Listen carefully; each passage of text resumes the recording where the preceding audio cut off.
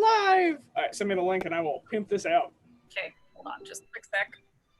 It's still setting it up because technology.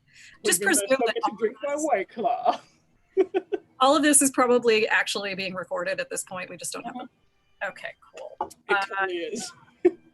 Okay, everybody mute your tabs. I don't have the YouTube link yet, so I don't have mine up yet. All right, so that makes total sense. Hold on. All right, so now we're going to get this. Try that. I hear the West Wing in the background. I know. I'm sorry. It's the. I think it's just the opening music that might be loud.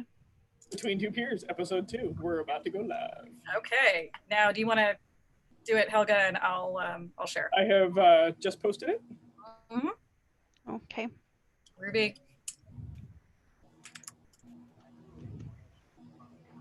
All right, so let's start.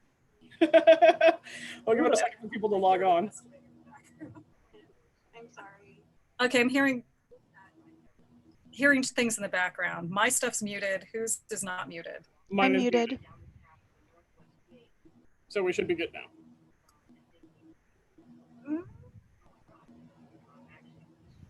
Yep.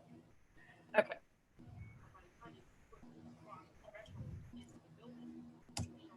All right. We good to roll? We're good. Let's do this. Good to be super nervous on the internet. I mean, Hi, internet. I've never been on the internet before. This is completely new for me. What? It's your first time? It is my first time. Really? Right then? We're just going to do it. Straight to it. Straight to it. Straight to it. All right. So welcome to Between Two Peers, episode 2. Today we have Viscountess Syele with us as our guest host. Hold, please. Syele. Yeah, sorry. I always pronounce your name. When it's written down, it just jacks me up every time. So I'm sorry. But I'm not Sylvie. I'm Syele. I know. That is the weirdest way to spell Syele, by the way. So, it's German. And there's no restart since we're live, and so everybody can just see me eat my foot there. It's okay. I still love you. The three of us are here to answer your pressing questions about life, the universe, and everything. Well, most everything. So please note the episode is sponsored by Vodka and Lime, shaken, not stirred. And please remember to drink responsibly, whatever that means, while we're all in quarantine, because I'm pretty sure none of us are drinking a normal amount. So, yeah, definitely. Introductions. Syele, would you like to go first since you are our guest? Sure. I'm Viscountess Syele Thorsdottir. They call me the Songbird. I like to sing. I have been in the SCA since about 2002, 2003, somewhere in there. I met my husband here. I met my best friend here. I met my big brother here. The SCA is something very near and dear to my heart. I enjoy creating bardic works. I enjoy singing other people's bardic works. Some more than others. I really just, I'm happy that you guys have created this forum for people to come together, because it's so important for us to be together right now in these weird circumstances, and also be allowed to be a little weird ourselves. So my peerage is, I am of the royal peerage. I am a viscountess, or a Dame de la Mer. I reigned with my husband Rhawnie in the Principality of the Mists. So it's good to be here with two people I love. Decided to turn on a little bit more light. Yeah, now I'm noticing it's hella dark. I'm like, everything became really dark. Yeah. So, well, welcome Syele, and welcome everybody. Thank you for tuning in, and we're gonna get this show on the road. So. Hey, you still have to do an introduction. It's only episode 2. They're not used to us yet. Oh my God, you're right. That wasn't the introduction. You just did the live bit. Okay. This is really complicated. We're not professionals. Just be patient. All right. So the intro, it says it in big letters, like I should be able to completely not have missed it, is, wait a minute though. We just did that. The welcome to Between Two Peers. Today we have Viscountess Syele as our guest host. No, like your introduction, like who are you? No, like who are you? Hi. Oh my God. Okay, now this is me flubbing it. Who wants to know about me? Nobody wants to know about me. I do. I just asked about you. Okay, my name is Tulia Alori. I am a Laurel. I am for costuming, for late period costuming, which it does, like I said last week, doesn't explain what this is right now because it's hot. So It's that's, hot. yeah, it's hot. We have a bit of a heat wave down here in the South Bay. And, but yeah, I've been in the SCA for years, and and like Syele says, I've met my love of my life and my best friend who happens to be Syele. So, and my other best friend who happens to be Araya. Guess what? You're a best friend now. Just, keep it upgraded.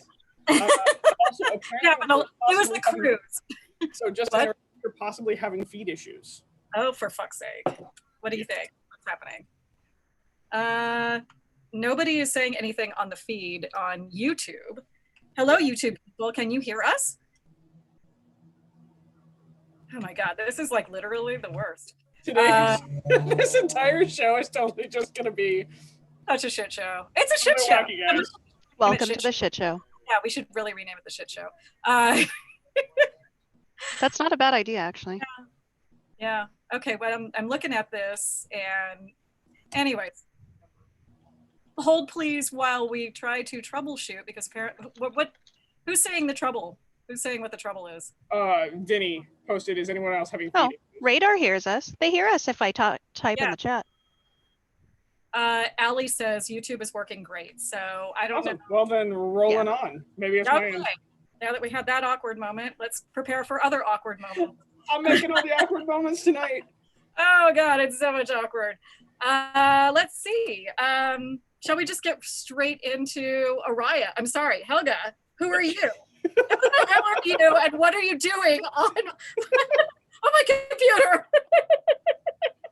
I think we need to have Sarah take a shot, or Talia take a shot, because this is gonna be awesome. This is my second Mai Tai tonight, so it's gonna be an interesting night. Hi, I'm Helga, or Sir Danger Muppet. I've been in the SCA since I was 14. I'm a knight and a pelican and a royal peer, and I am here to entertain you. I am not entertained. Oh, you're funny entertaining.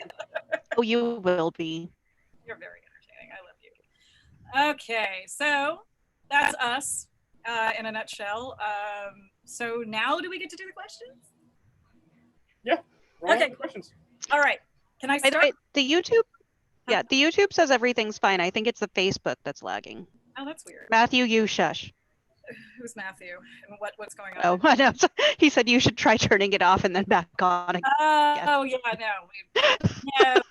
We're just going. This is all crazy right now, this whole thing.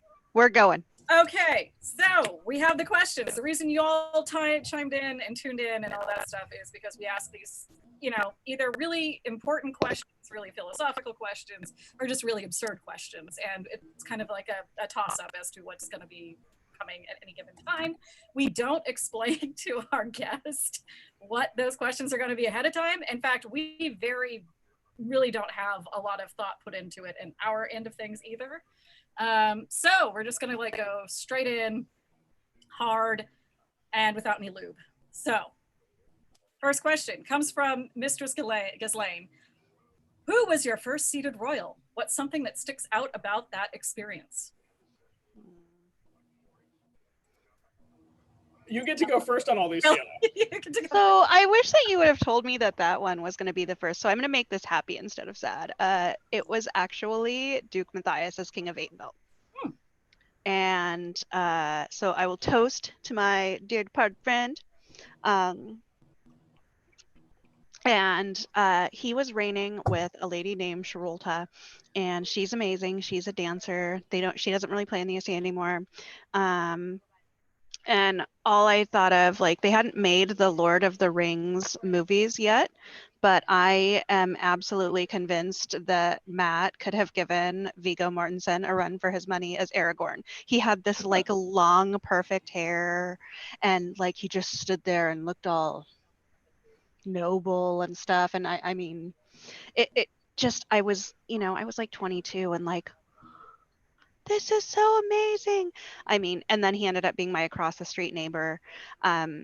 what really inspired me about him was the fact that not only did he do such a good job on the throne, like he put so much heart and love into the things that he said.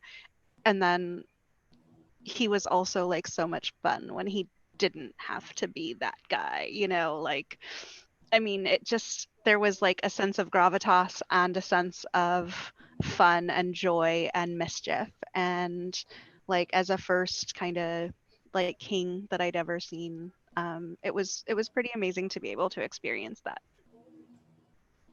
Cool. Matthias was a magical guy. Oh yeah. He was pretty special. We used you to wanna go, go? we used to go like we would pull a cooler over in front of his window when he was hosting D&D night when he lived with Kelly Wilde, and all of the Lounge Connects would sit on the cooler and mock them. I'm not sorry. No, nor should you be. All right, Helga. Oh, okay. So I'm married to my first king. Awkward. Super awkward, especially since I was like 15 when I met him.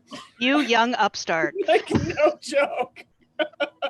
No. So I don't actually remember who was on throne before Hans.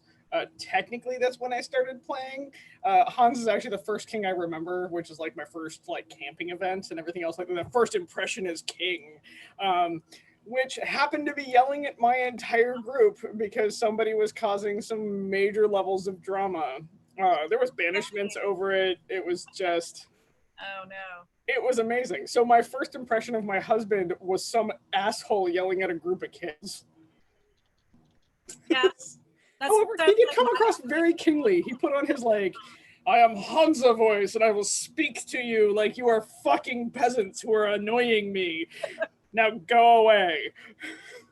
Wow. So there's my first king. Yeah. My first like real interaction with any royalty was my very first SCA event in like 1993. And I was 15, and you guys can do the math and figure out how old that makes me now, which Last Tuesday. 29. And I'm at that age now where I keep saying like 29, and I never thought it would be that age, but I got to that age and it's a thing. So long story short though, I rolled up into my very first SCA event with a bunch of my friends from high school, and I knew jack shit. I had done Ren Fair for a few years, so I at least got the concept and I had the garb. But other than that, I kind of knew that there was this like whole like king and queen thing that didn't really have the same kind of dynamic in Ren Fair as it did in the SCA, and I knew it was a bigger deal in the SCA. It wasn't an act, it was a real thing. So I had all these weird preconceived notions from my friends that were kind of like, don't speak to any, peers. If you see somebody who looks like they're wearing a fancy crown, bow, scrape, grovel, get the fuck out of there. Do not interact with them. Do not speak with them. You're not allowed to. That was like literally that, the whole, you're not allowed to say anything to these people, which is, by the way, bullshit. So it's true. Any new person is listening to this and has heard that, that's total bullshit. Yeah, seriously. Yeah, but it's a weird rumor that goes around. It's a thing that will not die. And it's been going around for decades of this new person not allowed to talk, blah, blah, blah. But anyways, I wake up Saturday morning, just poke my head out of my pup tent. And there's this like entire entourage of people on horseback and with banners and weapons and like fancy clothes, like head to toe. And there's this guy on horseback at the very start of it, at that whole thing. It was basically in the middle of our encampment. And my mother gets out of the tent and is like, what's going on here? And this very nice man on horseback with a very nice crown on says, oh, my lady, I am so sorry. We had to basically just, run essentially through your encampment because it was the only place we could line up with all the horses and all the people and everything. So sorry, please forgive me. This was really the only way. And my mom was like, well, all right, okay. And then suddenly somebody else comes up to that guy and is like, Your Royal Highness, coronation is about to start. And off everybody rides. And I find out that, that was Duke Christian de Glaive when he was stepping up with his last reign, and I went on to have a working relationship with him when he was Prince of Sinagua a few years later, and I was Bard of Sinagua, and it really hey, Bards. Really fond memories of him. He was always very, very courteous and polite. And as a young woman in the SCA, especially when I was holding my first office, he was very protective and kind of like a father figure. And so I felt very, like where I could have had felt more exposed as a young woman. I felt, I've got this big scary Duke who's willing to like kill people for me, which was nice. Also, I've seen the pictures. She's still tiny and adorable, but she was super tiny and adorable. Oh, yeah. Dude, you were like the size of my bicep, and that's pathetically small right now. I used to be able to wear, here's a fun story. I used to be able to wear the coronet of Rivenoak, the baronial coronet of Rivenoak. It was, the Baron at the time was my good friend Gwen. I used to be able to wear it as a belt. It had. Oh my God, I did that. Back, so I could put it on. I did that with the Lord of Outlandish coronet when my friend Conan was the Lord of Outlandish when I was a little kid, dude. Yeah, I mean, it was, yeah, that was a whole thing. I looked like I was 12. I was 19. And I think Sir Danger Muffet is regretting her decision of letting us be together. No, I can't actually imagine being that small because I've always been built like a brick shithouse with a lot of anger. And so I've never been a tiny human. You got to be, I was just filled with anger, but I was a tiny human. At least you got to be like, I can fuck you up. I just had to have all of my anger just kind of like fester because there was nothing. I'm sorry. Have you ever been punched by a tiny fist? I've been punched a couple times in my life, and I'll tell you, being punched by a tiny fist, way worse. That shit is pointy. It is bullshit. Yeah. Okay, so listen here, know how to punch my waist is this fucking big, and I have these tiny, ineffectual, just angry fists. Yeah, well, that's me every day. I feel like this is a comic book waiting to happen. Yeah. All right, next question. All right, so the next question comes from Alice Gray. What is the most difficult part of reigning? Syele. That's a really good question. Remember, I'm not prepared for this, so I have to think for a second. So we also have to drink. Okay, fair. Oh, Here's to Alicia, my Alician Woodwoes representing. Cheers. So I made a fatal error tonight. You didn't refill. We have this amazing lemon tree. I just squeezed the lemon right into my drink. It is full of seeds, and so if you see me just all of a sudden be like, puh, it's because there's a seed in my drink. I thought your fatal error was drinking White Claw. Yeah, that's what we agreed on, actually. No, that's actually what you two agreed on. You're outvoted. Thank you very much. I would like to note that my hipster is showing. Anyways. So that's a really interesting question, and there's so many facets to it. I think that the hardest part of it is that providing you have the right intention, you want to be everything to everyone, and you can't.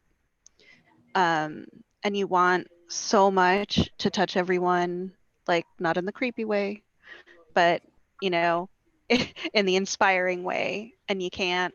And you have to make decisions that you want to make everyone happy, and you can't because sometimes they're forced on you. And you also want to still have fun and be yourself, and sometimes you can't.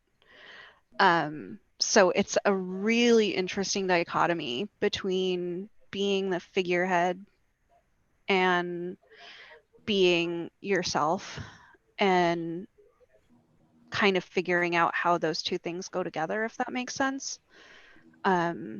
Especially I think here in the West, and I mean no offense, obviously I started in Atenvelt. I have great love for many kingdoms, but where the SCA started is where I reigned, and like I got to take my big brother and drive him around, right? I was like, check it out, that's where the party was. Isn't that cool? I'm the princess of here. You go back home to wherever the fuck you live now. Pardon my French. Oh wait, we can say fuck, right? Oh yeah, no, show us okay. rated R. Oh, perfect. like, oh shit, we can say fuck, right? Well, shit is way different than fuck there. This is really good. Leah. Go on. But So the thing is though, like, you know, you do take on that mantle of, you know, and for me it was like the coronet. And one of the things like that they're always taught the guys is like the crown has a bedtime. The coronet has a bedtime. Right? It's time for the coronet to go to bed now, right? And you know, and sometimes I'd be really frustrated because there were things I wanted to happen a certain way, and you know that just wasn't the way that they needed to happen. So it's hard to kind of divest yourself from parts of yourself to do the things that you need to do, is what I would say. Okay, would you like the funny answer or the serious answer? Funny. Give us both because I Yep. can't answer it. So you get both. Okay, so I get both because you can't answer. So serious answer is learning how to politely say no. Everybody's gonna have ideas of like what should go on, and not losing yourself to those is really hard. Yeah. Most people in the SCA, and so being princess is different than being queen. Being princess is like the best job in the SCA, like flat out. Because if something goes wrong, you just kick it upstairs to mom. Like, peace out. Like, I don't feel like dealing with this. You've got the big hat, deal with this. And so like being princess was great. Like just a riot of a time. Also, I was reigning with Antony, which meant that pretty much we got to be ourselves and just be loud and boisterous. And so between being loud and boisterous, we also had to be like, oh, look, we need to go be responsible. And remembering to do that occasionally was just like, where you're just like, oh, I'm having a riot of a time. And then something would go wrong and you'd need to go fix it. Yeah. And so that was probably the hardest time because it was just like, there was no uninterrupted space. Being queen is all interrupted space. Like all the time. And that was where I had to learn that I'm naturally a people pleaser. And so I want people around me to be happy. I want people to be having fun. And so when you have a peer that you respect bring a problem to you that is actually not your problem, you're like, nope, you need to go be an adult and go deal with this, was really hard for me because I just wanted to solve the problem. I wanted to go mediate. I wanted to go deal with it. And it took me a little while to realize and just be like, no, you don't need the weight of the crown for that. What you need to do is you need to go use your peerage and you need to go be an adult, and you're not right now. And telling some of my friends that was like the hardest thing, I think, for me. So that was like the weight of the crown there for me is actually your friends will come to you with problems that actually are not yours as crown. And you have to tell them, I'm sorry, I'm still your friend, but as your crown, I'm not touching that pile of shit. Funny one. That wasn't the funny one? No. The funny one is, God damn it, the most difficult part of reigning is pooping alone. Right? Dude! Leave me alone. I would sneak out of my tent at 5 o'clock in the morning. Sorry. Like, just fuck off, leave me alone. I just need like a couple minutes to go sit and think by myself, unattended. And like, if you have like your friends as attendant, like hardcore friends as attendants, you could be like, it's gonna be 10 minutes. Don't be anywhere near the privies. Just go away. Let me alone. If you don't know your attendant at that moment in time, how do you politely tell your attendant, look, I need to poop. Like, and I need you to go away for this process to happen. Oh my God. The nervous breakdown I had actually, so Was about during it, well, no, hold on. It wasn't exactly about but so during our reign, which I have to drink every time I say that, so can we your grace, can we turn off the when I was queen drinking game for the thing, or are we okay, fuck. Okay. So we went to Estrella and it was super duper sucked. We were reigning with King Jade and Queen Catherine, and Catherine is the most beautiful and lovely lady, and she got shingles in her eyes. Right. She could not go to her Estrella, and Jade did not show up until like, I don't know, late. And so Rorik and I were basically in charge of Estrella. And by the time I think it was Saturday night, we were having the West party and I had like a nervous breakdown. And he went and immediately found Kinswith and he's like, hey, I need you to go check on Syele. She's in the tent. First of all, it was freezing cold. I couldn't do anything. I was so exhausted. I wasn't expecting all of this crap to happen because, like Helga said, I could have kicked it upstairs to mom and dad. And Kinsworth comes in, or Kinsworth goes, "Oh, she's fine. What's the problem?" And he goes, "I can't go to the bathroom by myself." And she goes, "Oh my God, I will be right there." And she comes into the tent and she gets me up and she puts a cloak over me and sends me out to the bathroom by myself. And it was the most freeing thing ever. Nice. Next question. All right, so the next question. This one is a three-parter from Luxia. It is Three-parter, answer in one. Yeah. So, what skill, activity, hobby, for example, cooking, playing an instrument, learning a language, or gardening, do you miss spending time on? Why did you stop? And how can you bring it back into your life?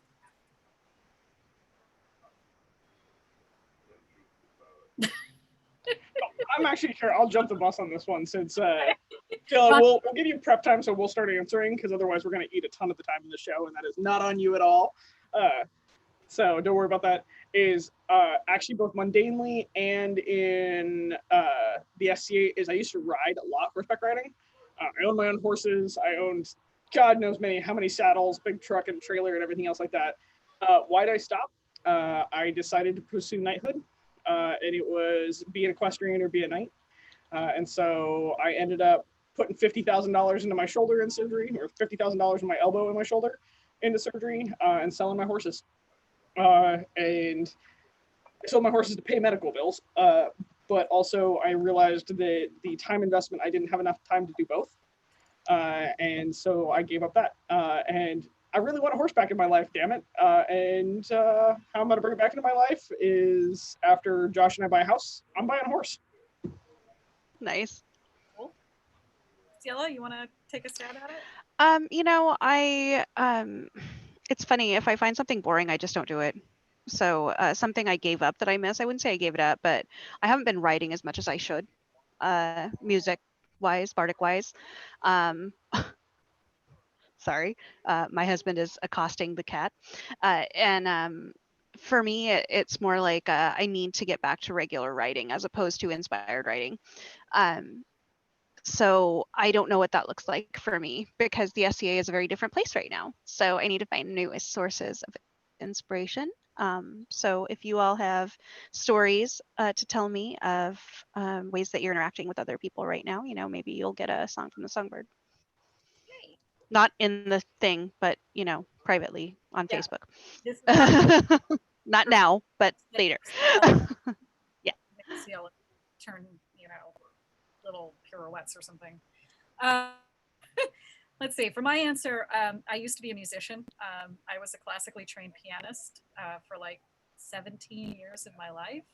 And when I was in my mid-20s, again, like kind of how Helga said, I realized that I had to focus on either pursuing costuming as like my primary focus in art or sticking with the piano. And I chose costuming, and it wasn't just because of the SCA. There was a lot of other factors in it. Like I was going to school. I was thinking about like what I'm going to get my degree in, that kind of stuff.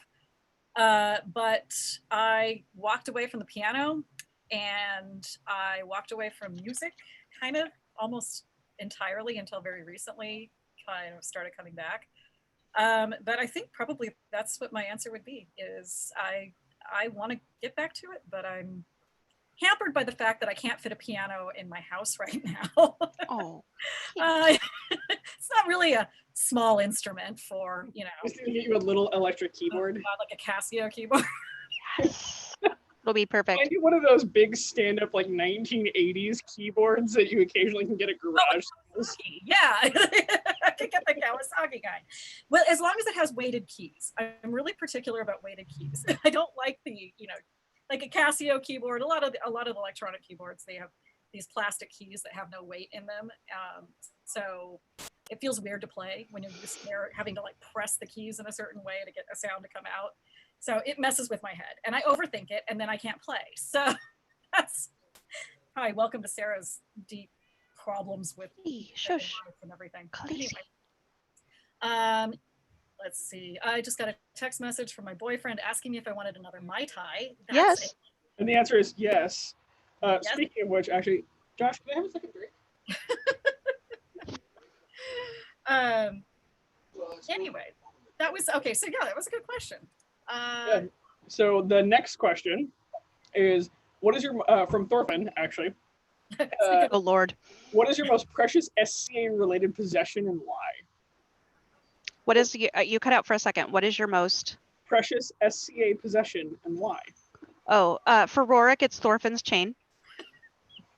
Does he still have that? Oh, he doesn't have it. Khaleesi, stop. I'm talking about the angel chain, the one that Alden. Yeah, he steals it all the time. So I don't have it actually. I haven't earned it. The most precious SCA possession I have is my original Laurel's handmade enameled laurel wreath, and I have not earned that. And it's by Countess Deirdre de Argenteuils of Aitenvelt of blessed memory, whom I love dearly. And I have a picture of me wearing it because I wore it for my bachelorette party in New Orleans, which Sarah and Tulia went to. But she made it with her own hands. She and her basically sister apprentice learned how to do enamel specifically to make their wreaths for their ceremonies. So that is the most precious thing I don't have. But it's a gorgeous piece of art, and yeah. All right, Helga. We're getting watched on living room TVs. That just makes me nervous. Yeah, people are like, "You're on TV." I'm like, yeah, no, I get that impression. Really? They're on TV? Like, we're on TV right now? Oh. Well, yeah, because they can stream it YouTube through Roku. Like that kind of, a lot of those.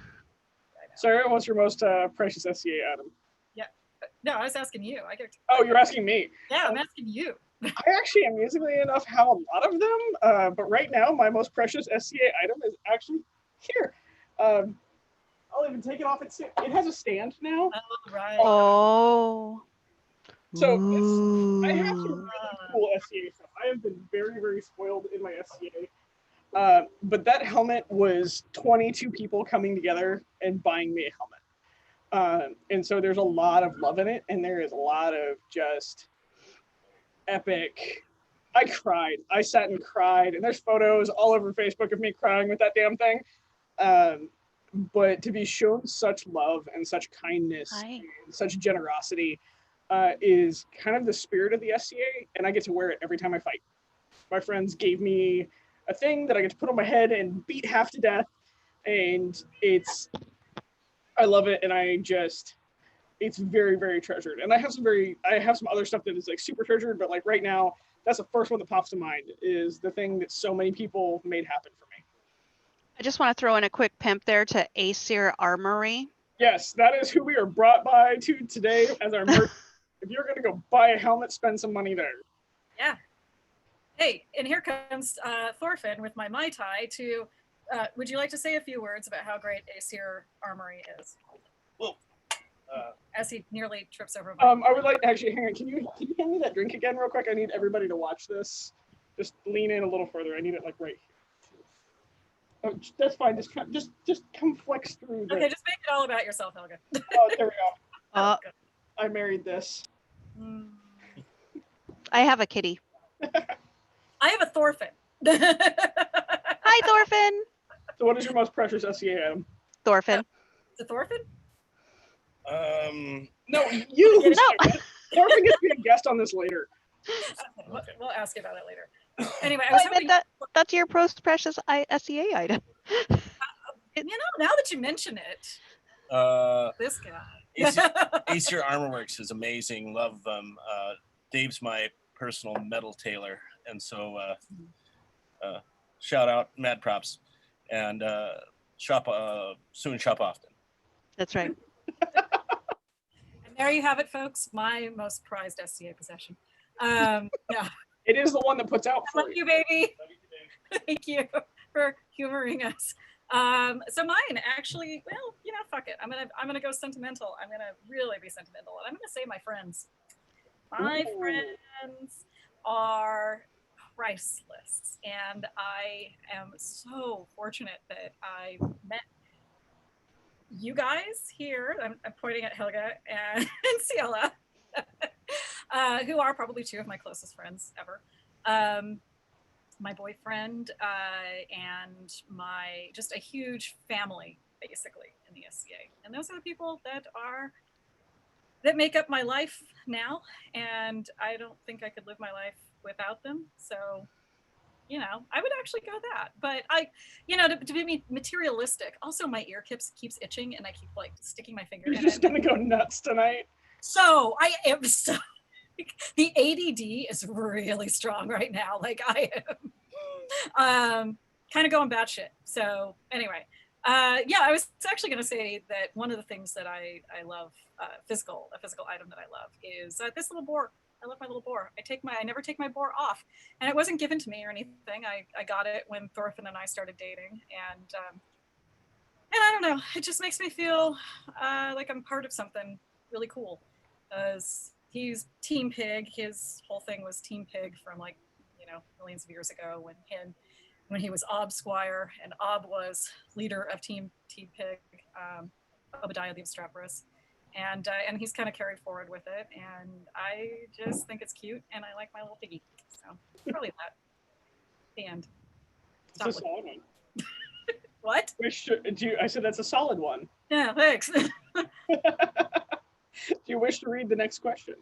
Oh, is this me? Okay, fuck. Okay. This is where Sarah starts to lose it. Number 5. Number 5, Sir Neo. What would you say that it is okay to lean toward? Would you say that it is okay to lean toward the creative side of the anachronism as a peer? For example, my persona, he's talking himself. My persona is a Pict during the Roman occupation of Britain. There is an extreme lack of info on garb and armor, if any, for this period. I like this question a lot. Oh, I have so many feelings about this question. I know, me too. Me too. So, I absolutely 100% agree that there is room. I think that I have seen too many people be mistreated by their opinions on what things might have looked like, not to the society's benefit, personally, including myself. There are a lot of things we don't know. And if you're doing your best, honestly, like, this is a hard one because as a peer, you're supposed to, I do completely support the arts and sciences, but also if somebody is being mean to you, then that person should stop being a dick, because it's more important that you're here than that they're right. That's my answer. 100%. I mean, mic drop. Like, yeah. You want to go after that one, Sarah, or you want me to? Oh, I can go. So as a Laurel, there's a lot of people's feelings. A drink is saying as a Laurel. Anytime we mention our own drink, That's right. That's a drink. Yes, everybody drink as a Laurel. I'll drink with you, girl. Well, no, when I was a Laurel, which is now. Actually, yeah, so I found that I hold myself to a higher standard, obviously, because that's kind of the bar for entry into the Laurel. But at the same time, I find it really, really ridiculous, the level of expectation that we have in the Laureate for where the bar sits, and also just where that kind of filters out from there. And so I have a really weird relationship with that idea of, do we be a historical accuracy focused group? And if we try to do that, we've got to basically get rid of all of the things that the SCA was founded on 50 odd years ago. Because it was really built around a bunch of people who really like Tolkien. And we need to pull up the poster. Bring you elves and selkies the very first invitation to the first tourney that happened in Diana Paxson's backyard in 1966. It's a mimeograph drawing, but it basically says, come lords, ladies, knights, elves, fae, all these different things to this party. And that's where it started. And in my heart and soul, I still feel like that's actually the society that I believe in. Absolutely. And yeah, I mean, you can get people showing up with elf ears, and that's great. That's fine. That's good for them. It works for them. Some other people may want to be hyper focused on 1368, and that's all they do. And that's great too, because the SCA is a big tent. And I think that that's an important perspective to have. Also, not having a lot of information on a particular, just to address Neo's specific thing about how there's like areas of history that fall within the scope of the SCA that we have very little information about, like Viking era, all of these things. We have a lot of information. We don't have a lot of like material, fabric, clothing, you know, that's still extant. We have little scraps of textiles and stuff like that. And that can be really daunting, but also kind of cool that people are able to put together entire outfits based on these, you know, little itty bitty scraps of textiles and, you know, metal bits and stuff like that. So it's a thing. I'm gonna just drink. Hooray! I'm gonna go with I'm sitting here in a sleeveless Slavic hoodie. Full on hoodie. So here's my thing is I think that franchise is a thing as a peer. What you do, you have to do well. And so, but I don't think that it needs to be completely period. I think it needs to be pretty fucking clean though. So I should have knowledge as a peer that this is not completely period. This is actually based off an assumption of 2 or 3 different pieces of garb that it maybe possibly existed. I should have that knowledge. I still made it and I still wear it in public. I think the SCA is a huge tent, actually. It's one of the coolest things about the SCA. And it's something that should be preserved because it means that we get more people in. If you want to show up in elf ears and like weird fantasy garb, I give no fucks. I'm going to give you the same time of day as I give like somebody that is super period and hand-stitched everything. What I respect out of the two of them is different. Like, I respect somebody's knowledge, I respect somebody's dream. And both still have the dream, but it's 2 different things, and it should be respected and cherished and kept around, because at some point, that person that showed up in like super like store-bought, pretty princess garb may actually get the bug and be like, I am hyper obsessed about the 14th century. Go down with your bad self. That was me. That was me when I joined. My first SCA garb was a Renaissance fair wench outfit with an elastic laced fucking split skirt. Shit, how many people that now have like super well done Viking personas ran around in goddamn flannel PJ pajamas for years because we didn't have an idea of what they wore. We just made an assumption off a really badly done Braveheart. Yeah.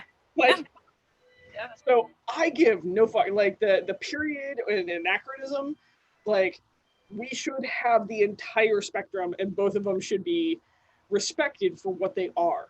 Yeah. As long as, you know, somebody that is completely in the fantasy realm understands they're completely in the fantasy realm, perfectly fine. They should be able to have discussions about it. Person that is completely in the period realm should also be able to have discussions about it. Everybody in the arc between, because believe me, I am right in the middle of that fucking arc.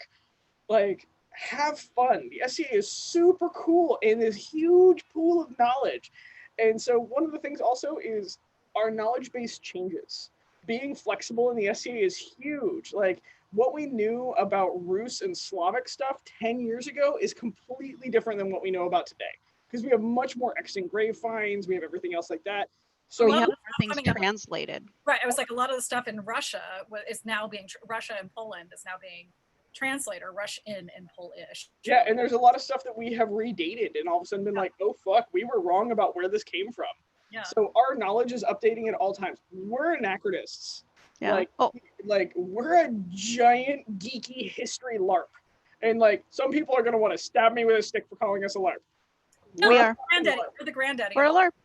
We're right in between. We are smack in between, full contact, like sword fighting, like actual swords. We're in the middle of that, and LARPs with foam. We are right in the middle of that, and we should have fun with all of it. Right. And that's, like I said, ultimately, I'm rather you're here than gone. Yep. And I think too that there's room for all of it. Like you said, big tent, enormous tent, and everything.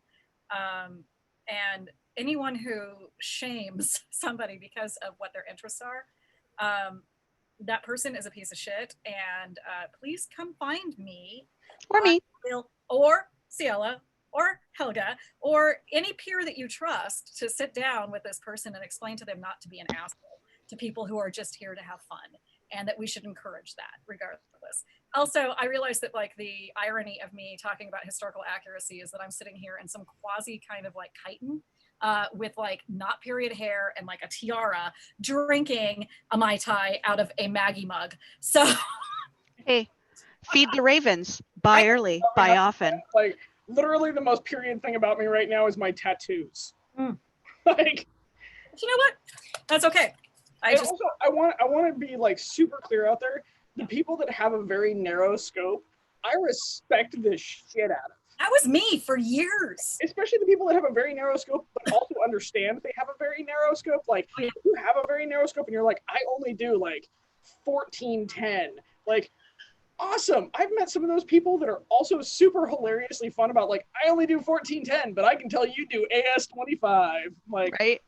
Well, yeah, but that's their deal. And you know what? That's awesome. It just means that doesn't have to be my deal. That's exactly it. And also you can evolve. You can evolve or de-evolve, however you want to look at it. Exactly. And I went in. It's the funny thing about SCA.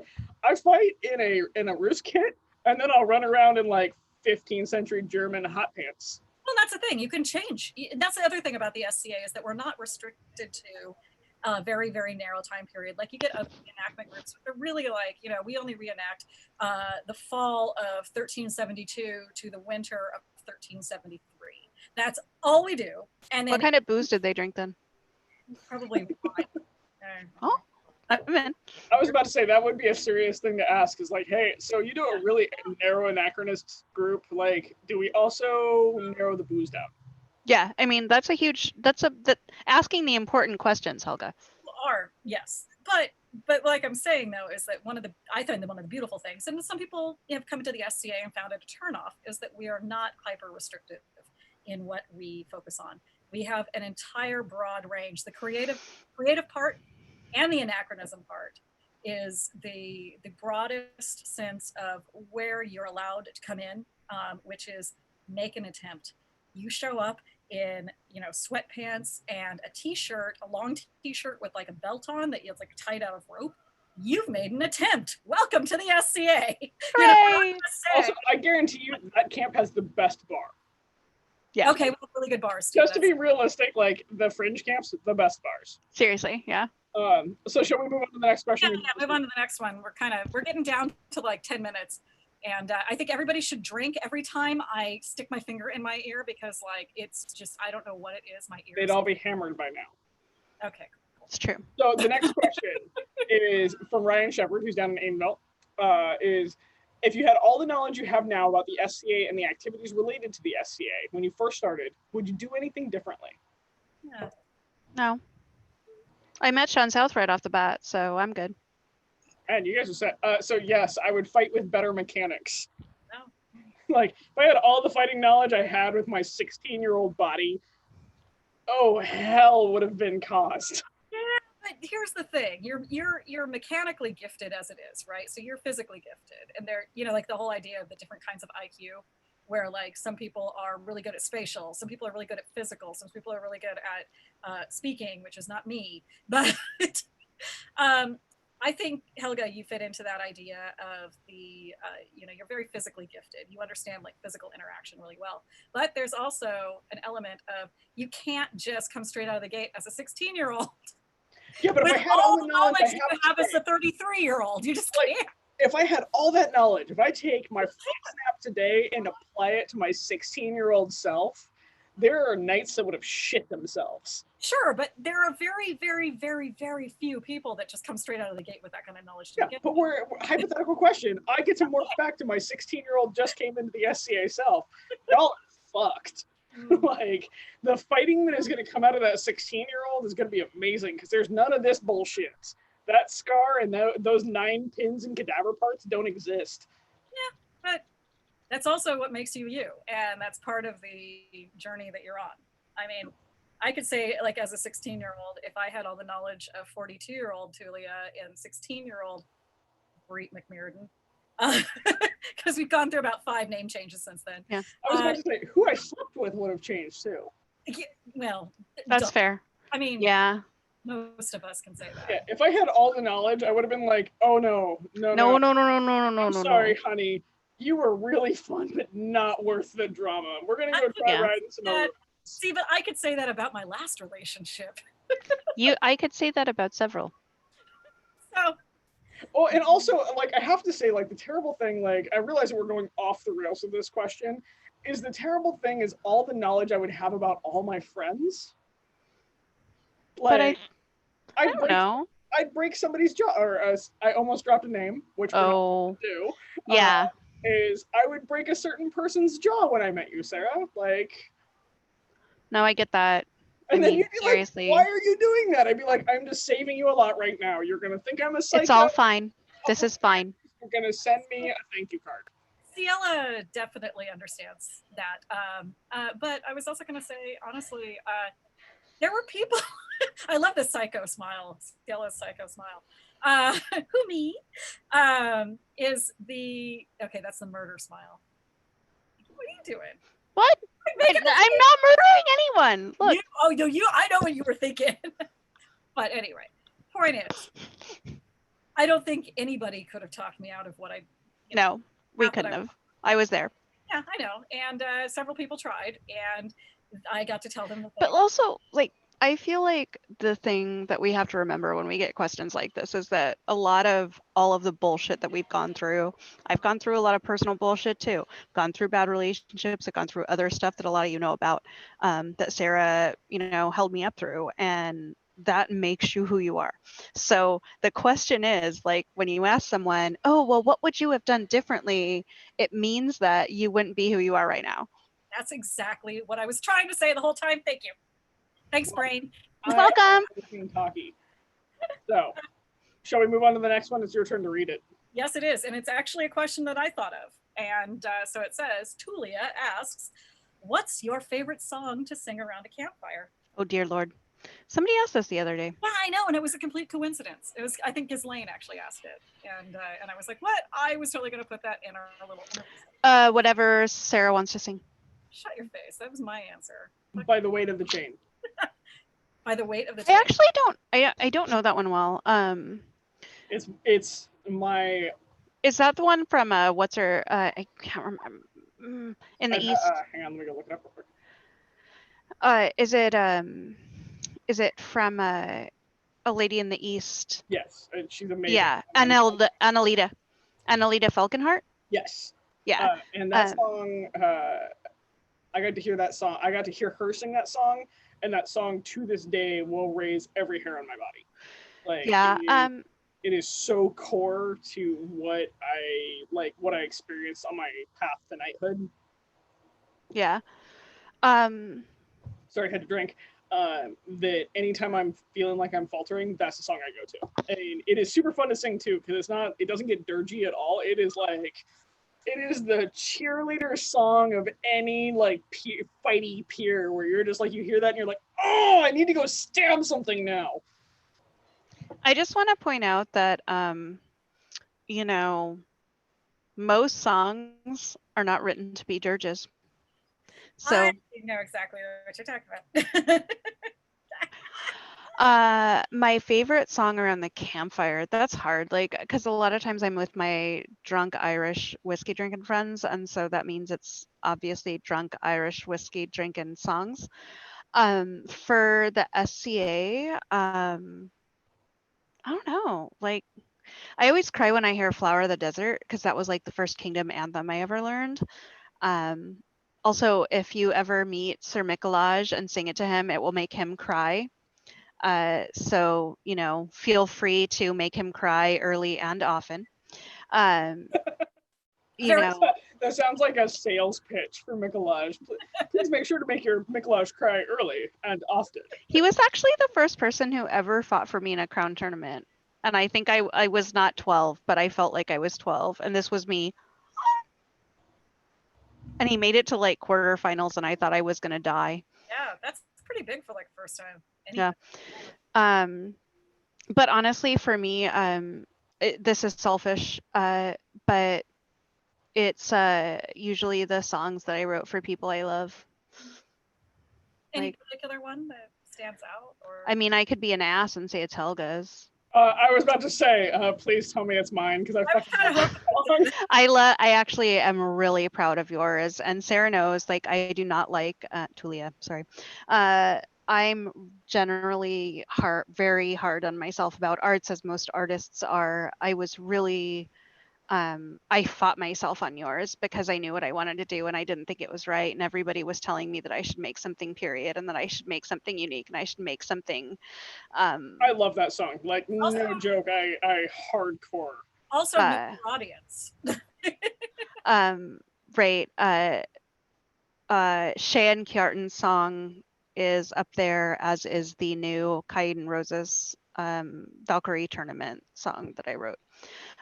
So I feel that I don't know, like for me, it's not about what I sing because I always think I suck. Everybody always thinks they suck. And I just want to say that to all of the artists out there, we always think we suck. But when you make something for somebody that you love, like that love shines out through your art. So those are my favorite things to do, is find my friends and remind them that I made them a song. And it wasn't just for that one time, but that I remember it. I think my favorite song to sing it's honestly, it's whatever song everybody's vibing on around the fire when somebody starts singing something, which is usually, and I have this very vivid like memory in my mind of a West Ontario a few years ago when Duke Ulf from Ontario brought out his guitar and started singing Stan Rogers. It was probably Northwest Passage. Yeah, for sure. It was Northwest Passage. That one I will always cry, always. It used to be a thing in Dickens Fair. Like the Patty West's, the singers for Patty West would, they do like sea shanties and sailor songs and things like that. But they would always do like the closing cap would be the Northwest Passage. And they would see me coming through and they would be like, let's make Sarah cry. And it was especially fun when I was Queen Victoria. When I was queen, look, I get to drink. I'm so proud of you. Also, my favorite part of the show is just shown up and crawled all the way across my floor. Oh no! Yay! We got the Lady of the Lake. Oh, so our Lady of the Lake has delivered a question. What is it? What is your favorite childhood cartoon? Oh, that's a good one. She-Ra. I was gonna say She-Ra. That was me. I got it. That means you have to pick Rainbow Bright. Actually, that would have been my second one. Oh my god, you two are old. Shut your Fuck your face. I have to go with terrible. So I am split between Wile E. Coyote and the Gargoyles because I am. Oh, Gargoyles, good show. And Wile E. Coyote. Yeah, well, Gargoyles, like I think it came out. I was in my late teens when Gargoyles came out. I remember. So when Gargoyles came out, I was still in grade school. Yeah, I know. You're like 10 years younger than me. Just rub it in. My God, I'm gonna have to refill my drink soon. Oh, geez. Well, we're all. If we keep. So, No, we should be done. Let's keep going. I'm like. well, if we get people saying we want to go further, They do. then let's go. Let's fucking go. We'll go. So. I mean, wait. We're all in quarantine. Are we doing something else? Well, We're also trying to be respectful and keep it to an hour because a bunch of people have stuff to like do on Fridays, but we only have 3 more questions, minus the Lady of the Lake one, which I adore the Lady of the Lake. arm clad in the purest shimmering samite. Yeah. So the next question we have is, what is your favorite magical medieval moment? Oh, from Leo, by the way. Magical medieval moment. That time that transported you completely out of the mundane, even if it's only briefly. That's fair. Actually, for me, that first time was the very first time I attended Pennsic, because I originally camped basically where, if you are familiar with where the West is camped, there's Runestone Hill right there, and my camp was Fool's Rest. And actually, Mikuláš was my consort that year. He was terrified that I was going out there and, I was with all of my drinking Irish friends, and he actually arranged to send out like a pavilion and people set up the thing, and it was ridiculous. But there was a moment that I walked out, and all of our and by the way, guys, this is very important. Just go, Sarah. I mean, No, I'm listening. I'm fascinated. oh, well, if you get up in Keg's End and you haven't had 3 martinis, you have to have 3 martinis. And then the most important question is, you get to the road, and do you drink left or do you drink right? And we're down on the lake, right? And the mist just rose over everything. And along the road around the lake, there's all of these beautiful torches lit. And all you saw was fire. There was no mundane anything. It was just like this mist rising off the water. And I could hear drumming from one side and singing from another, and a party from Bardici across the way. And it just like that moment, it was like there wasn't anything I could see at all that didn't matter, like, or that mattered at that moment. It was just everything was so magical and perfect. And a lot of it has to do with the fact that I don't know, if they have fire, it doesn't set everything on fire. Sarah, did you just pick up one cup and then decide that one wasn't full and set it down and pick up another cup? Shut up. Wait, we're judging now? It's been a hard day, Helga. Jesus Christ. Just That was fucking tits. let us my time. That was fucking tits. All right, what's your magical moment? Also, by the way, Sarah, and just what I've asked our crowd is to give me a question. Would you just call me Songbird, for fuck's sake? I know. So, You can't pronounce my name. It's called you Songbird, and I was just like, "Fuck, I'm gonna screw this up." See, So I have asked that once we're done answering this question, that the crowd gets to ask me one question while you go refill your drink and you take a break for a moment. I like how you said take a break for the moment, because I'm texting them right now being like, I have to pee so bad, it's not even funny. My eye teeth are floating right now. So, Dude, I'm down to stay for as long as wherever. Okay. So my magical moment. The first thing that kind of comes to mind. The comet? No, that is not my magical medieval moment. We'll tell that story some other time, probably when Thorfinn's on.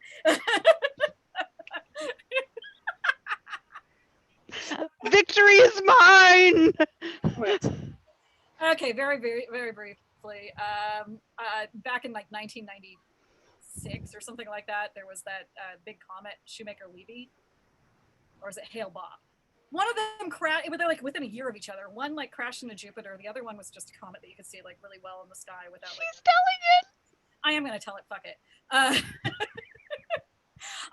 This is what everyone should tune in for when Tulia has enough cocktails to stop giving a shit. So, anyways, yeah,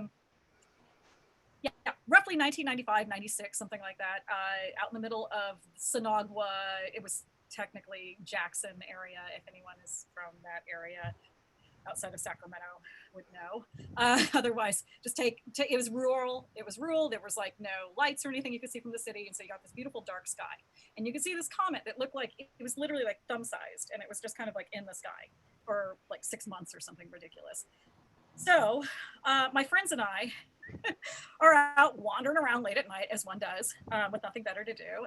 And we wander out in the middle of this field, a kind of very deserted area of the site that we were using at the time.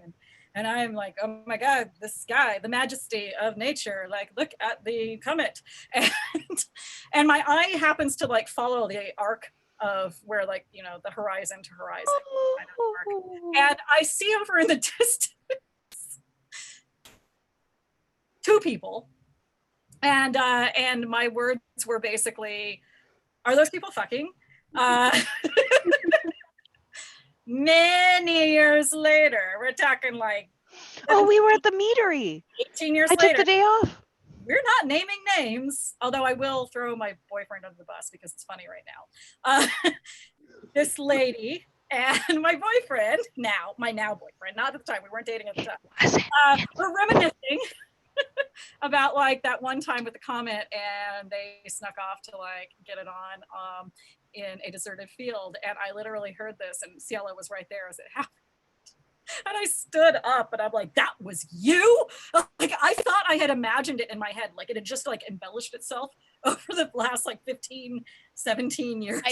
I'd just like to point out that an important part of the story was that they were stump fucking. They were fucking over a stump. Yes. So I was wondering, so I lost the bet. I bet that it was going to be 3 episodes before this story came out. It was 2. I lost $10. It was alluded to last episode. But yeah, no, that what was the question? This had nothing to do with the question. Magical SCA memories. Well, that was not mine. I was going to say mine was actually, I get to tell this. Mine was probably a Matthias memory, actually. A couple of years ago, maybe 5 years ago, 4 or 5 years ago. Longer than that, because actually it was when Thorfinn was king last. My ex-boyfriend and I and our household at the time had set up this feast that we were just going to dine on tableau, basically. We were being all very fancy about it. And it was this medieval feast. And it was wonderful and everything, but we had saved like a seat. And I think we were saving it actually probably for Thorfinn, but he had like another engagement. So he couldn't go. And as we're starting the feast, Matthias, we just see him walking by. And my ex says, Your Grace, would you care to join us for dinner? And he's like, well, I don't want to impose and blah, blah, blah. Anyway, he does join us and he sits down and we proceed to have like the most medieval, like wonderful, magical feast. And at the very end of it, Matthias gets up and he thanks everybody and he says to us, that was like, he's like, that was one of those times where I really felt like we were in the Middle Ages. Like it made me feel like I was there. And that stuck with me as like such a huge compliment because that was something that we all want those moments. And and then I was blessed enough to have one and then he was in it. So anyway. It's beautiful. Yeah. And now Sarah has to go to the So I'll go over my magic moment and then we'll release Sarah. Until then, she's oh God, am I part of this magic moment? Yeah, part of this magic moment. This magic moment. I would like to note that's also older than I am. That song's older than me. Not the oldest. I'm just having fun with you calculating where you need to hate me. So one of my magic moments, and one of the coolest ones, is actually last year. My friend Driffa was elevated to the Order of the Laurel, and she asked me to be her knight protector. And being a brand new knight, knighthood has actually been the hardest for me to like figure out my place and figure out like how to embody that. There's a lot of like weird fear around it for me. We can go into that one later. But she asked me to be her knight protector, and we got up at the ass crack of dawn and got on horses, and she came and met me at my pavilion with my horse, and there's mist all over the ground. I'm in my armor. It is freezing fucking cold. It is wet, like everything that it should be to be. And they're like, hey, we gave you the horse. It's a jackass because we figured you can ride him. I love this horse. Oh my God, I would steal this horse in a heartbeat. She tried to steal the horse. Which horse? Oh, yeah. She literally wanted to burn pavilions to steal the horse. Yes, I had a blast riding this animal. And we're riding out to the beach from the West Ontier site, and it's a couple miles away. You were Crown Princess, weren't you? Crown Princess at the time? Yeah, I was Crown Princess at the time too. But she wasn't wearing that. We were Also, just all I people. would like to know that my guard freaked out because I forgot to tell them that I was doing this, so when they went to come check on me in the morning, I wasn't there. And so we ride out. I'm in full gear, and we ride out to this beach in the ocean where she does her, the washing ceremony and everything else like that on horseback. And it's one of the coolest. The world fell away. There was nothing mundane there. There wasn't even power lines in the air. And I was given such a specific job that I got to fall into it and I got to get lost in it. And there's a point where there's even photos of us galloping across the beach. And all I'm doing is my entire job is to make sure that I'm with her at all times. Because if something goes wrong, my job is to stop what is going wrong. I am there to protect her. And I got to be everything that I've ever wanted to be in the SCA in one moment in time. On a huge draft horse at a dead gallop across a beach in my armor. Like, how many people get to do that? Like, seriously? And then we got to ride back, and then I put the rest of I was already in my rig, and so I threw on my gorget and my helmet, and I walked onto the warfield. So Like, it was one of the truly most magical moments of my entire life, because there was nothing to stop it. There was no responsibilities or anything else like that. Just fuck it. I was the Night Protector, and this was my job. Helga knows that I Sarah, was. go pee before you die. I'm Yeah, gonna go. die, but I wanted to tell you that Jane actually was texting me, and she's like, so put Helga on the spot to entertain you while you go, like she has done to so many bards. It's your show. There is a bard sitting right here. Syele, you said you did need another drink. Well, that's true. I don't need one yet, but that So- was honestly though, like seconding that Driffa arranged, and actually like Driffa and I are the only ones who have the words to that song that you heard. Yeah, it's amazing. Because So I got asked a question actually to entertain while do you want to hear your song? I wouldn't say no, but we should probably do that at the end. Everything is up I'm to not you. shutting you down at all. I just got asked a hilarious Oh, question. cool. You should What's totally answer this one too. Is what hill are you willing to die on in the SCA? Oh God.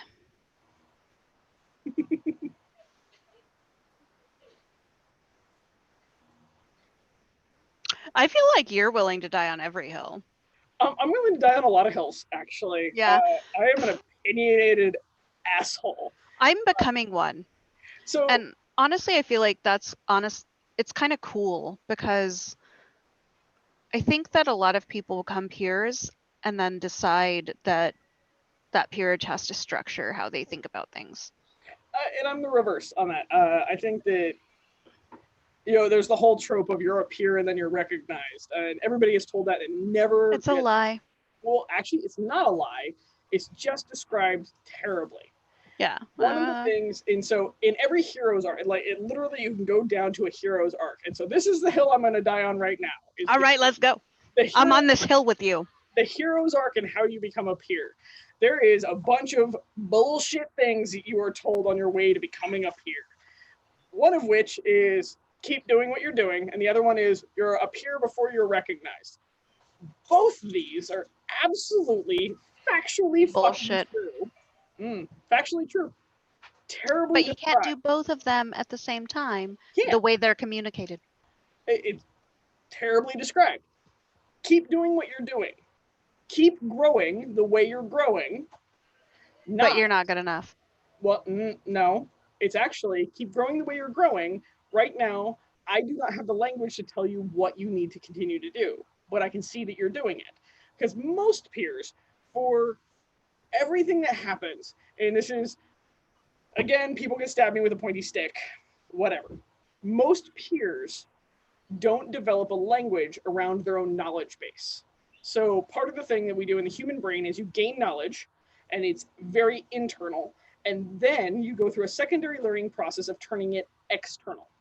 So I learned how to do a thing, I must then process and master how to do a thing, and now I need to teach you how to do a thing, which is another level of mastery of the knowledge, because now I must express it to you. So I have to learn how to, in our very flawed language, tell you you're doing good or not doing good, and why. And so that is the first hill. That is the keep doing what you're doing. And that, just remember, if any peer tells you that, the secondary voice in your mind is, you're doing good, I don't know how to tell you why. That's actually the thing, is I have not developed the language to tell you how you either need to improve or what you need to fix or why you're doing it right. They lack the language. First hill to die on. Second hill to die on is, oh my God, I lost it. I had this beautiful rant and I just lost it. First hill to die on is like, keep doing what you're doing. The second hill to die on is, what was the second one, Syele? Well, the second one was how to communicate that out. Oh no, that's all the hill. So the hill to die on, actually, really when it comes down to. The hill to die on is how to share your knowledge in a way that's meaningful to other people. And you need to remember that telling your students that is, so here's my hill to die on for florals, pelicans, mods, knight, especially knights. Oh my God, fucking knights. Is your knowledge is not sacred. At any moment in time, your knowledge is the least sacred thing about you. Actually, Like, your knowledge should be the most open book thing, but you have to learn how to do it. You have to learn how to articulate what's going on to your student. If you're telling your student, yeah, just keep doing what you're doing, you're failing as a peer, actually. Like, I hate to say it, is because you haven't learned how to articulate it. And Sarah is losing her mind over here. I'm going to say there's a follow-up to that, though, and I know I just kind of like walked in the middle of this discussion, but when I say to somebody, I'm gonna take my sneak out. the audio if you're going pee, otherwise awkward. I did. Okay, cool. Anyways, the other thing is when I have been in a position where I've, somebody has asked me, what do I have to do to get over this next hump, basically, and get, recognized? Essentially, they're asking, whose dick do I got to suck to become a Laurel? I asked it myself numerous times. This is Sarah being real, Tulia being real, which was literally, it was a joke with my friends for the longest time, which was, who do we got to blow before Tulia gets elevated?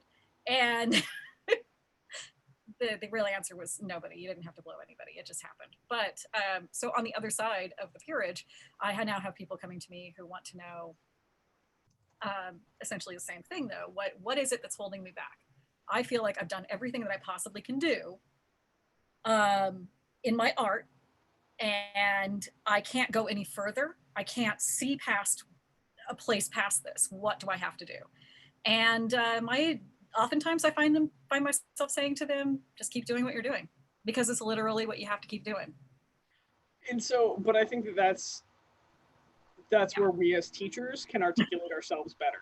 But see, I think that's where it becomes into it's code for, it's out of my hands. I can't tell you because you're doing everything right. It's just now up to the council to catch on to the fact.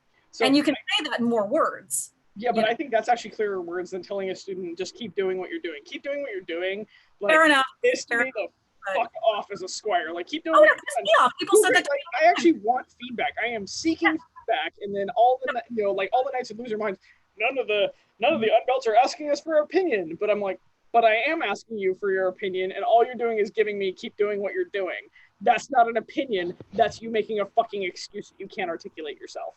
Okay. So I have a question though about that. Okay, are you making a drink, or are you peeing with your headset on? Just I'm making a drink. Look, here I have arrived. I would never pee with my headset on. I mean, not without turning off the mic. What are we, fucking amateurs over here? Oh, seriously. We are. This is amateur hour. Come on. So my question though, and I don't mean this to now turn off light. Thank you. So one thing, like, I went and sat in a bunch of the unbuilt circles that you hosted that were amazing, and I loved them. I do have a question. How did those messages get communicated, if at all, to the crown? What? So when some of the stuff we discuss? Well, I mean, how you guys were feeling, like that seemed like an amazing kind of temperature check and an ability for unbelted fighters. I mean, and obviously we're speaking specifically to the chivalric peerage. Oh, really rakish angle right now. But you led such a great initiative to have a forum for people to talk as unbelts about how they felt they did. Did that feedback go back to the crown? Like, even if the crown was you, I mean. So yes and no. So we've gone down like 4 rabbit holes from this conversation. Sorry. So eventually I'll put us back on the rails, but so in those conversations, to give anybody background that was out of Kingdom, is while I was an unbelt, I was the angriest of unbelts. I would like to note, and I wasn't angry that I wasn't a knight. Like, we're just going to go with, I was angry that a lot of it, so there was a very large rift for a while between the communication, and I'm big on communication. I'm huge on mediation. You can ask Sarah, who is my coworker, who, like, if shit goes wrong in the office, I'm like, cool, break. Everybody sit down their projects. Like, we're talking about what's going wrong and why. And so that ended up happening in the West. where there was a very large rift in communication. And so what I ended up doing is I took my angry little self and I applied it to the unbelts and got them talking. And then I would kind of take the pooled knowledge. And so typically in those conversations, you'd come up with like 2 or 3 pooled topics.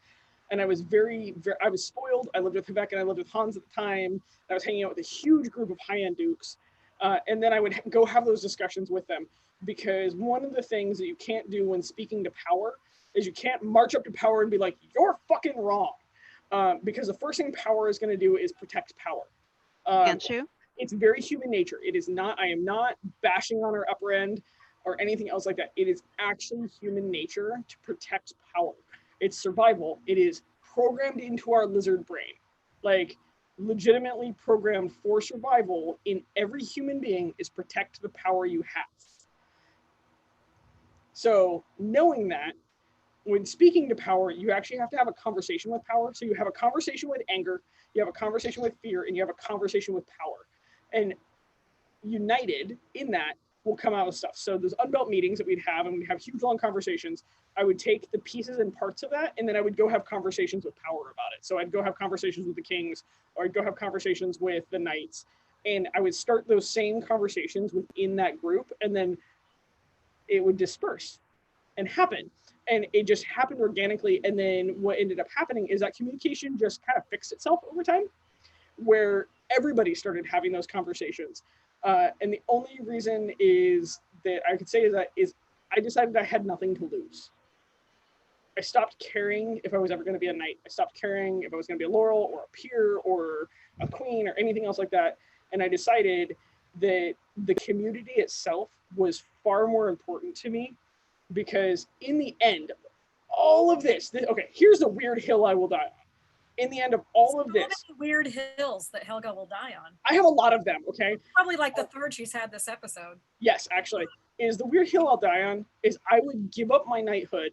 I would give up being a peer. I'd give up being a duchess, anything, to make sure the group survives. And the only reason the group can survive is if we actually talk about our problems. If we talk about our hurts, our fears, our bad blood, all the bullshit behind it, and actually have real conversations about it, I would give up any of my peerages and become nobody again to make sure the group was doing that.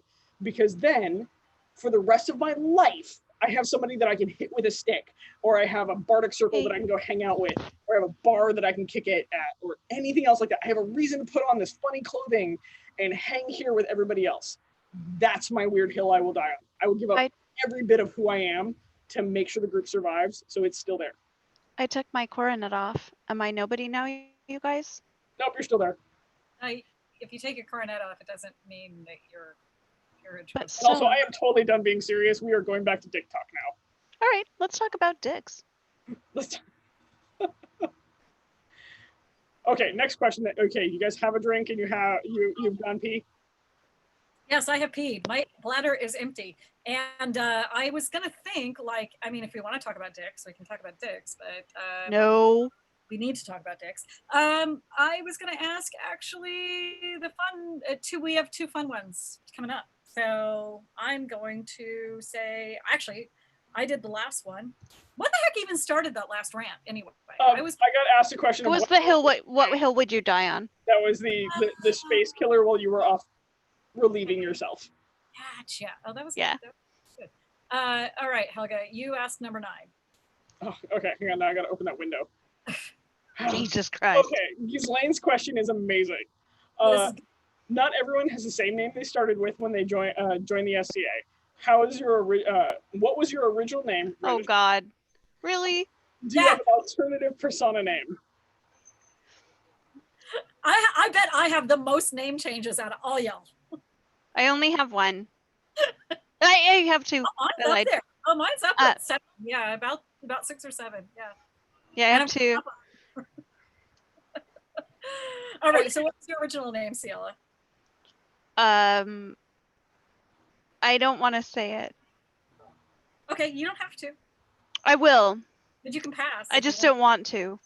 Okay. It was Elena Catalina de Luna.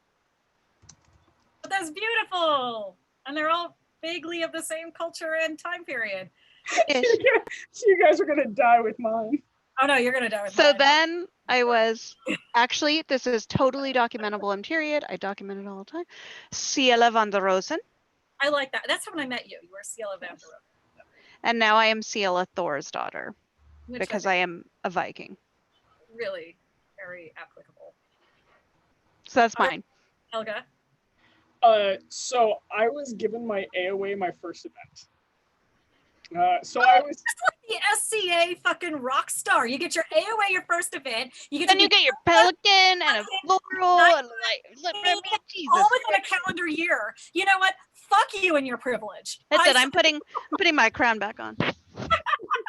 Here, does it make you more comfortable if I take it off? No.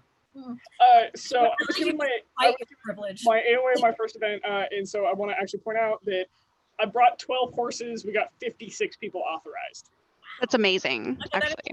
that's okay, fair enough. Yeah. So I was given my AOA my first event. I didn't have a name. I was still figuring out the SCA, so I was named. And the name they gave me was Helga Iron Fist of Gargoyles Keep. That's a pretty nice. Name, that's pretty okay. I still have Helga. That is my registered name. It has gone through a bunch of changes because the heraldic community, I love them as much as I do. I'm gonna say it. They all work their asses off. Everybody's volunteers. The rules changed so many times that I didn't have a registered name and device for 10 years. And so I got awards under whatever names the heralds decided to give me. I got my device returned because I used a red like Crayola marker, and by the time they looked at it, it looked orange to them. So they thought it wasn't red. Harold who was colorblind. Yep. So yeah, I've gone through 7 name changes, and now it's registered as Helga Skuldmare. So that was your first one, and we know your last one. What were the other 5? I literally have to go look it up. Like, no, hey, we think that chick is cool. Could you give her an award? I've had some. No joke. And then they would go look it up, and they'd be like, "She hasn't used this name for a while." And somebody would come like politely ask me, and I'd be like, "I don't know. I don't have a registered name. Make one up." I got an award. So I would. After I was laureled, I think I got an award under my mundane name because, and I'm not naming names, the royalty at the time didn't do their homework. So it's listed in the who's who of the West Kingdom. It has my mundane name there. Wah wah. Yeah. So I started out with Breet because I didn't want to be a Bridget, but I was Irish. I was Celtic. And so Breet, Brigt, was how it was spelled. And Macmearden, because, you know, I'm from like fucking Merlin's lineage, right? So that was my first SCA name that went anywhere. In fact, I don't think I had one after that or before that. I think it was that was the first one that I ever picked. And I won Bard of Sinagua with that name. So it's immortalized for all Also, tiny. I did tiny Bard of Sinagua with a name that she picked out of a Llewellyn Wicca Celtic magic book. Yes. I'm here for this. Yeah, that's who I was when I was 15. And that should tell you everything you need to know about 15-year-old Sarah. When I came back to the SCA after a period of inactivity and a marriage in which I married outside of the fold, which you should never do. Also, he was a dick. Yeah, actually, he wasn't bad. He was just stupid. That guy, just stupid. That was my first husband. Not his fault. Untreated mental illness. Which is not to say that you're stupid if you have an untreated mental illness. Okay, I just dug myself in a hole. Anyway, the point is I'm not Go on. right. And he wasn't in the SCA, so none of you people know him. So after we split up, I came back to the SCA and I was like, I'm never leaving the SCA again. And I picked a new name, and my name was Sarah, which was my mundane name, and Widville, because I really, really liked the idea of Elizabeth Widville, who was the queen. She was, I'm going to mess up this Edward the Fourth, Edward the Third. I think it was the third. Yeah, one of the but I Edward could be wrong. century or 14th century. She married him. She was a commoner. She was like the very first commoner queen. Yeah, and Philippa Gregory totally murdered book sales over blasphemizing her story. And of course, the White Queen, I think, was or White. Yeah, she was the White Queen. But anyway, I like the last name and I like the Old English way of spelling it, so I adopted that. I was Sarah Whitfield. I got Laurel under that name. There was a couple of other names that came and went, variations, because like I said, some royalty didn't do their homework and gave it under my mundane name, which really though, okay, here's my pet peeve. If you're royalty, just check the OP. Just make sure if you're gonna get an award, just check the OP, check the name. It just means worlds to people when they don't have to hear their mundane name when they're being called up into court. So that's my pet peeve, and I'm gonna back off of that before I sound like a total bitch. But too late. So then I changed my name after I got Laurel. I changed my name to Tulia, and it was Tulia da Ferrara because I was way into the courtesan history at the 16th century courtesan history at the time, and Tulia de Aragona was a very famous 16th century courtesan, and I really liked the name. And at that point, there was only like 2 people in the SCA that ever registered Tulia. It was me and Tulia the Small, who is from Antir, who's rad. And she's actually shorter than me. So I'm Tulia the Tall and she's Tulia the Small. I would like to note that the Heralds just went and looked up all my names. And good, because it's all there in the OP. And then finally, I actually decided a few years ago after I changed my name that I really, really actually would prefer to go by Tulia Allori, because Allori is my favorite 16th century Italian artist, and that's Alessandro Allori. So yeah, so I prefer to go by Tulia Allori, although it's not registered. So it's a thing. Sometimes I go by Tulia Allori da Ferrara, just for shits and giggles. There you go. Sarah's. Well, shall we go to the last question and then wrap this up since we've been an hour? Do it. This is me, isn't it? Okay, so our friend Asia actually posted something to Facebook today that I just happened to see, and I thought, oh fuck, that's a really good question. We should totally just throw this in here. So apologies to Asia if she's watching. Also, really good question, so I jacked it. It says, if humans went through life with a warning sign stapled on them, what would yours say? Da da da da da. Oh, Helga is like freaking out over this. Look at you. I'm freaking out. I'm just like, it's really good. It's a rated R show of like, slippery when wet. I don't know. Has an oral fixation. I was gonna say we haven't had a dick joke yet. Like, oh, I just dropped one. Has an oral fixation, cusses a lot, likes to fight. Like, oh, so it can be longer than one warning? Yeah. Well, I mean, that's kind of multiple, but also it's a really quick one. You can still have that as a tattoo. No, you could probably read that as a road sign as you're driving along. Right. Do not take this exit unless you're full of kink and like a little pain. All right. Sarah first. What? You first. Oh, me? Yeah. Extremely salty when drunk. Fair. Helga. Oh, I already did mine. Oh, yeah, true.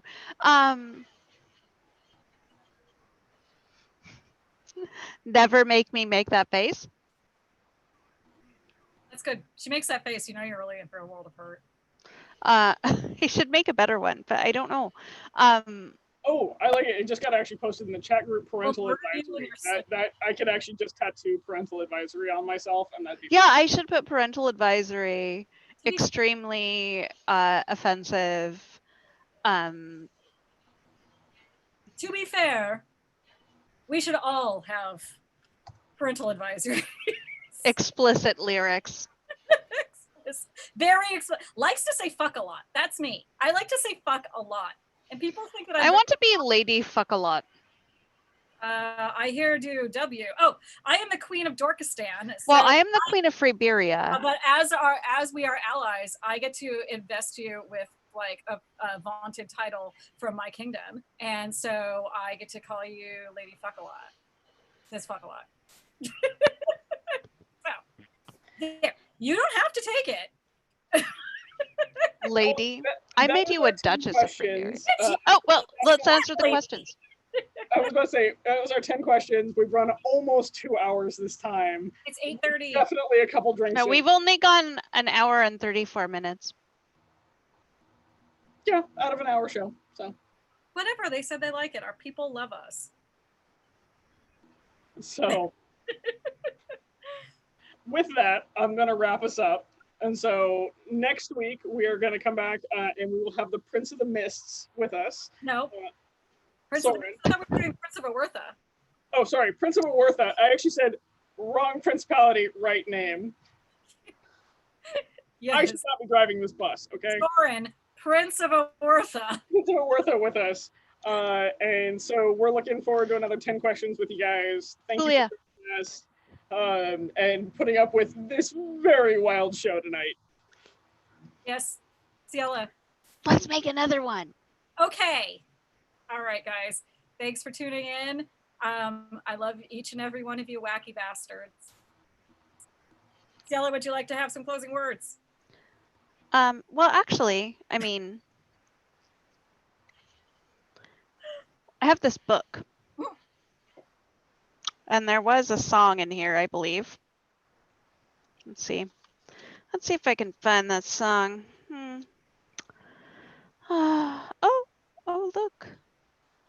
A certain person might get all verklempt. Oh, are we gonna make Araya cry? Well, you know, I like part of the problem I have with many things is that when people create songs as Bard of the West or Bard of the Mist or Bard of wherever, sometimes those are one-time songs, and I don't believe that should be the existence of those songs. Because songs are meant for everyone, and songs are meant for forever, not just for right now. So a certain person that may or may not be on this video might have been knighted.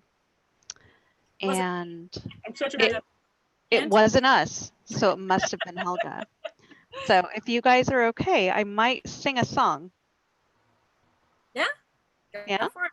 Yeah? Do it. Helga? Please feel free. Yeah, do it. All right.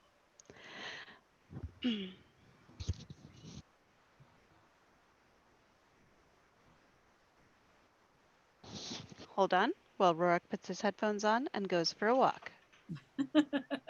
He has been very, He's been super patient. He has been very patient. By the way, guys, Rourke is not part of this video effort. No, go ahead. I was just saying this was not you. I was just saying that you went for a walk. Sorry. The, human. So now he is going for a walk, and so I shall sing. Now comes our western savage daughter, the lady of wolves seeks a belt of pure white. Helga, shield maiden, Uther calls you to kneel to your crown and now become known as a knight. Our western daughter was born on horseback to race with the sun, the wind, and to howl at the moon. To sword and to armor her bright spirit called her. Her joyous perseverance to all was a boon. Our western daughter sought the wisdom of lions and journeyed to fight near every fray. She served and created and reigned as a princess, holding hope in her heart that she would see this day. Now comes this western savage daughter, the lady of wolves seeks a belt of pure white. Helga, shield maiden, Kara calls you to kneel to your crown and thus become known as a knight. Our Western daughter found the strength of a hero on a field of black gold with a cross of pure white. This Titan is her teacher, her friend, and her comrade took all of her measure and saw her as knight. Now comes our Valkyrie to kneel to her kingdom. Beside her the wolf of the rose and the thorn, and we are all privileged to have seen her journey. Before our own eyes now a new knight is born. This is our Western savage daughter. Show her to your children so they know what is right. This is our Western savage daughter. She will keep this great vow and thus become known as a knight.